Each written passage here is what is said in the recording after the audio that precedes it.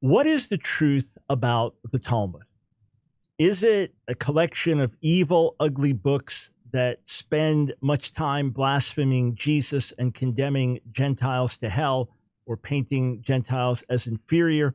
What about the contents of the Talmud? Should this literature be suppressed? Should people be warned about it? Is it misunderstood? How should we, as followers of Jesus, relate to it?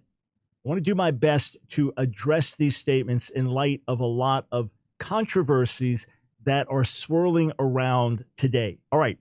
Volume 5 of my series, Answering Jewish Objections to Jesus. Almost 500 endnotes, almost 340 pages. This is the 5th volume in a 5-volume series. I deal with traditional Jewish objections to Jesus. And one of them is this, that as Jews, this is a traditional Jewish objection, as Jews, we have a written law that God gave to Moses on Mount Sinai, and we have an oral law that he gave to explain the commandments. What does it mean, don't work on the Sabbath? What does it mean, don't steal? How do we define these things? What is work? What isn't work? What are the penalties, etc.? And it explains these, it expands them in an oral law.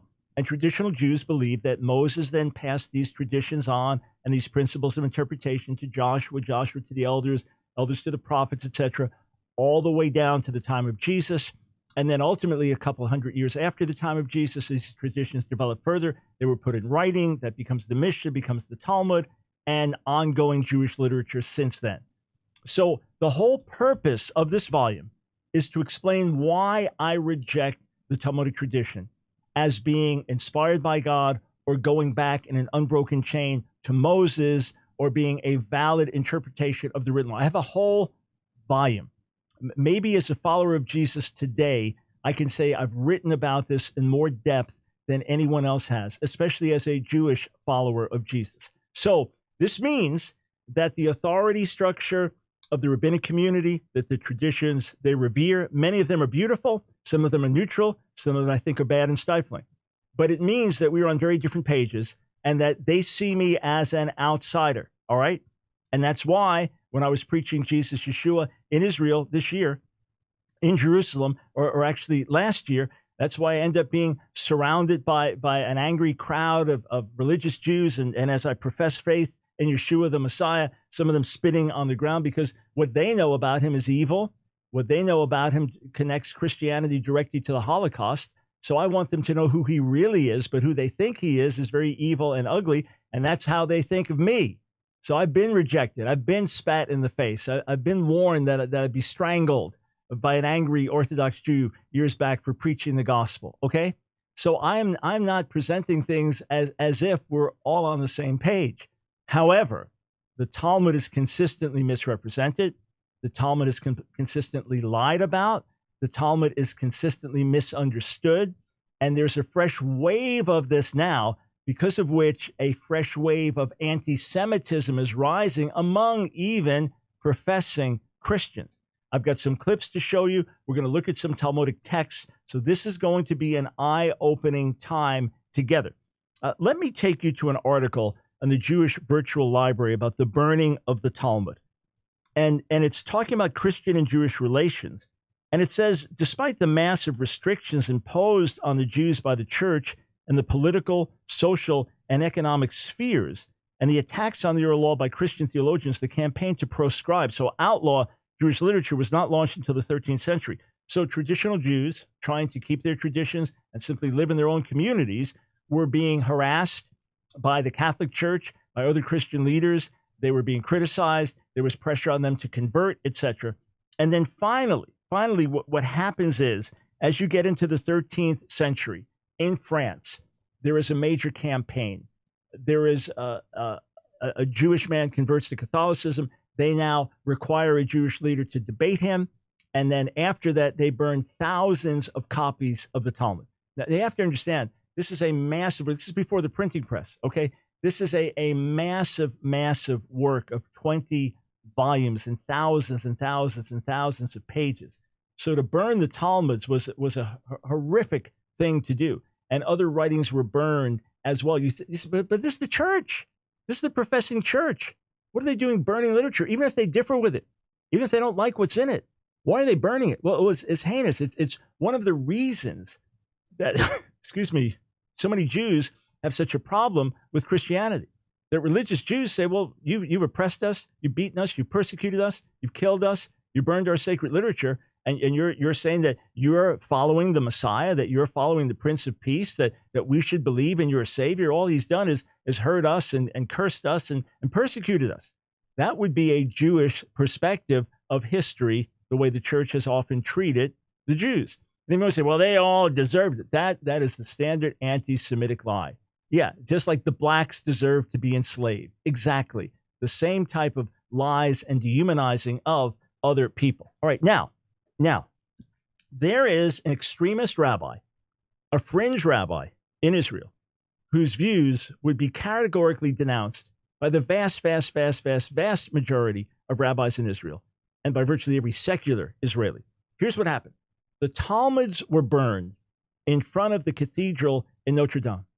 Now that cathedral is on fire, and this radical rabbi suggests that the fire may have been retribution for the 13th century Talmud burning.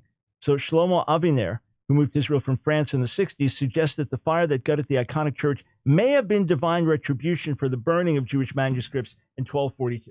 And he says this.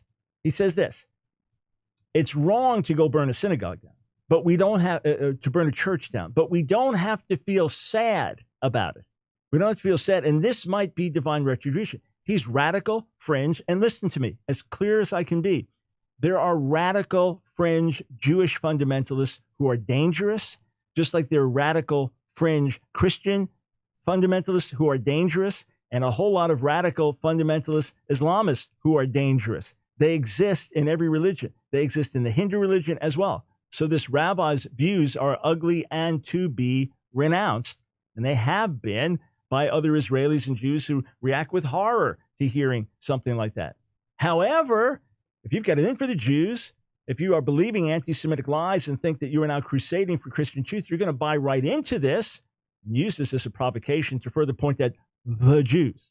Doesn't matter, it's one fringe guy not representing the people. No. The Jews. So we go back to True News. Remember, they have refused to further interact with me after I called them out on putting out some anti-Semitic lies. They said, great, come on our TV show. I said, in a heartbeat, as long as you come on my radio show also, let's make it 50-50 even. Nope. Well, then let's have a formal debate. No, we're not interested in debating. You have to rebuke Ben Shapiro. This is not Christian orthodoxy. Rebuke everyone that doesn't believe in Jesus, no matter how respectful they are towards your beliefs. Go around rebuking them as Antichrist. All right, so let's take you into True News talking about the Talmud. Clip number 1. We know that the majority of evangelical Christians have never even heard the word Talmud. Wouldn't even know what it means if it came up and bit them. A lot of their pastors do. Their pastors do. Yeah. And it's being taught, like you said, on Christian television, Christian radio, Christian rabbis. I don't know how you can be a Christian rabbi. Okay, the last point, Christian rabbi. I use the term messianic rabbi to say that this is not a traditional rabbi. And I understand some say it shouldn't be called rabbi at all. Fine. No big argument for me about that. However, I can guarantee you that 99.9999% of pastors in America have virtually no clue what's in the Talmud. Oh, and I can guarantee you that the gentlemen that are on that stage, they're on that TV platform, I can almost assuredly guarantee you they have never worked their way through a single daf, a single page of the Talmud, and understood the dialectical argument. And tell me, please, those of you who claim to speak about the Talmud as Christians, tell me, please, the progression from the Zugot to the Tanaim to the Amoraim. Tell me, please, the difference between Mishnah and Gemara. Tell me about Tosefta and extraneous Baraitot. Please, tell me about the development of the Sugya. Tell me about some of the principles of interpretation. Please break down for me the 6 orders of the Mishnah and the Talmud. Tell me which then tractates of the 63 tractates are found in the Jerusalem Talmud and the Babylonian Talmud. Tell me which one of them is more authoritative between them and why one is studied more than the other. Let's just get started to see if you even know what you're talking about. Or have you read a select quote pulled out of context and butchered? All right, back to True News, clip number 2. When the king had all the Talmuds and Maimonides' books, Ben Shapiro, your buddy, your hero, Maimonides, because he too was convicted of blasphemy, like you're a blasphemer. And his books were brought in the wagons, and they were brought into Paris. And where were they burned? In front of Notre Dame Cathedral. That's a shameful thing that happened. That is a blight on Christian history. That is one of the ugly moments. And one of the co-hosts there says, yeah, that's when the church pushed back against the Talmud. This is putting forth ignorance. Listen, a few years ago, a missionary group handed out New Testaments to Ethiopian Jews in a Jewish community. And some rabbis, some militants in the community grabbed those New Testaments and burned them. There was an outcry over Israel. We don't burn books. The Nazis burned our books. The Catholic Church burned our books. We don't burn books. There was an outcry over this. Rick Wiles says, no, we're not advocating burning books, but exposing them. Well, how about understanding what's actually in them? And how about renouncing and denouncing those who burned books out of ignorance and out of fear and out of superstition? How about that? And how about owning up to some of the horrible history of anti-Semitism that's been carried out in the name of Jesus? What does the Talmud actually say about the Gentiles, about pederasty and things like that, about Jesus? Is he in hell according to the Talmud? What's actually written there? One more clip. This is a different broadcast. Rick Wiles, True News, talking to his co-hosts about the Talmud, about Judaism and slavery to the Jews. This is what they're putting forth. You read the Talmud, you know what we Goyim get to do. We get to be slaves. To serve them, right? We already are. Well, we get to be extra slaves to Well, it's just you're already into Jewish slavery. You're already serving it. We are, man. Look at the look at the money in your wallet. Federal Reserve notes. You're already a slave. Look at the things we're forced to talk about every single day as Americans, or anyone in the world. The media, the narratives, the talking points. Everyone focusing on Jesse Smollett right now is even party to this hoax because it's completely irrelevant compared to what you just presented here. That hoax, though, is part of the propaganda campaign to break down the society. Right. Now, here's the deal. If you come to faith and you have satanic material in your home, let's say you were a Satanist, a Satan worshiper, and you burn your books. I destroyed rock albums I had when I got saved, but I don't go to my neighbor's house and take their rock albums and destroy them. Or if my neighbor's a Muslim, take their Quran and burn it. No, you don't do that. And that's what the church did. It seized books from the Jewish community and burned them.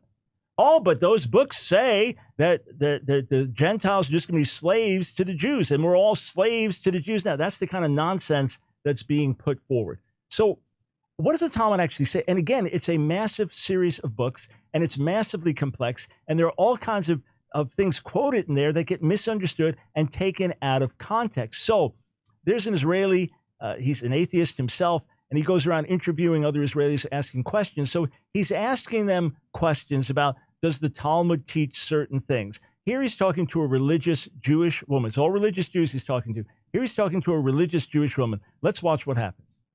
If you eat with a goy, somebody who's Gentile, it is the same as eating with a dog. Definitely not. Okay, it is permitted to take the body and life of somebody who's not Jewish. No. And you can cheat Gentiles or idol worshippers. No. All right, she's asking, is this taught in the Talmud? No.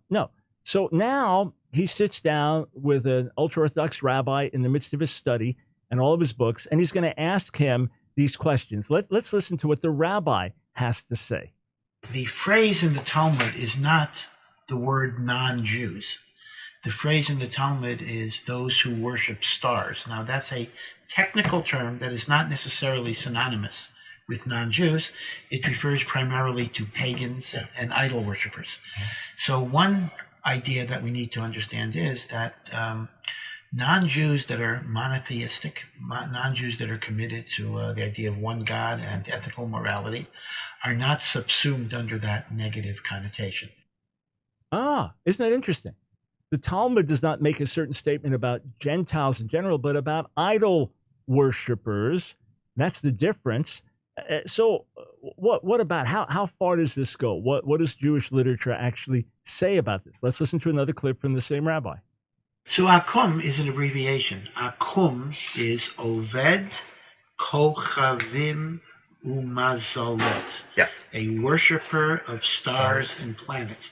So really, it does not refer to a non-Jew as much as it means a pagan. Keep in mind, too, you have to remember that in ancient cultures, pagans often murdered with impunity. They would leave children out to die.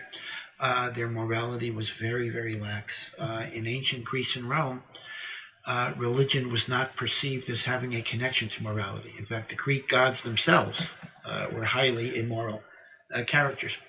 So again, I think it's much more of a reflection of the cultural degradation of that society. It's more of a condemnation of the culture and belief system more than it is a personal attack.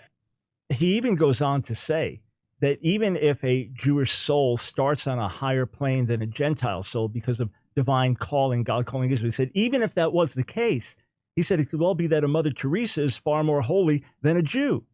In other words, a Jew has been given more by God, greater accountability. Paul says judgment starts with the Jew and the gospel goes to the Jew first, right? In Romans 1 and Romans 2, he says those things. But here, this rabbi is saying, look, this is what's taught in Judaism. The righteous of all the nations have a place in the world to come, and that there can be a Gentile God-fearer who's at a higher place spiritually than a high priest in Israel. This is taught in Jewish literature. You say, but doesn't the Talmud teach that Jesus is burning an excrement in hell? Possibly. There's a debate. I've studied this with religious Jews. Is it talking about Jesus or is it talking about someone else of the same name? Because the time periods don't work. Often there's a Jesus being attacked, but he lives at a different time. And that was actually a common name back then, Yeshua, or it becomes Yeshu. It gets shortened, right? And then it becomes a derogatory name. It's possible that the Talmud, there is a statement in the midst of millions of words that says it. But look, that's ugly. That's extreme. All right. I want you to understand that I've had rabbis tell me from the day I got saved that what Jesus says about the Pharisees is a great insult to them. They said those were some of the holiest men who ever lived. Those were godly men. Those are our teachers. And he's damning them all to hell. He's saying they're children of hell. That's very offensive to us. That's why we can't believe in your book, because we know these leaders and how godly and holy they were. That's what they say. I just posted this on Twitter moments ago. As a Christian, if you believe Muhammad is a false prophet, does that mean he's in hell? 77% of the Christians responding so far said yes, in hell. So as a Christian, do you believe Muhammad is in hell right now? Do you believe the rabbis who didn't believe in Jesus are in hell right now? Well, that's very offensive to a Muslim. That's very offensive to the rabbinic community. So, but we're not going to go out and burn the Quran, and we're not going to go out and burn the other literature because of that. So even if the Talmud says it, if so, it's ugly, and it's also a pushback against Christian persecution and things like that. But even if it says it, first there's a debate whether it does or not. But even if it says it, that is not what the Talmud's about. That is not 0.001% of what the Talmud's about. I reject Talmudic authority. I reject the inspiration of the Talmud. I'm not a Talmudic Jew. I'm a Jewish follower of Jesus. I'm a Messianic Jew. I'm in constant battle with the rabbinic community over the faith. I've been called public enemy number one by rabbis because of my sharing the gospel. All right? Those are realities. But here, one more thing, just quickly. Let's go to a Talmudic passage, all right? Let's go to Ketubot, all right? 11b. Ketubot 11b. You'll see on top, that's the text in Aramaic and Hebrew. And then beneath it is a translation by Rabbi Adin Steinschaltz. The bold words are the literal text, but because it's so concise and full of meaning, he has to give a full-length explanation here, all right? And the issue is, it's going down and discussing the question about whether a woman should be considered a virgin or not when she gets married. Here's what it's dealing with. It's dealing with the question of when there's a marriage contract being made, if a woman is a virgin or not. All right. What happens to a woman who, before she was even 3 years old, was sexually abused by another man?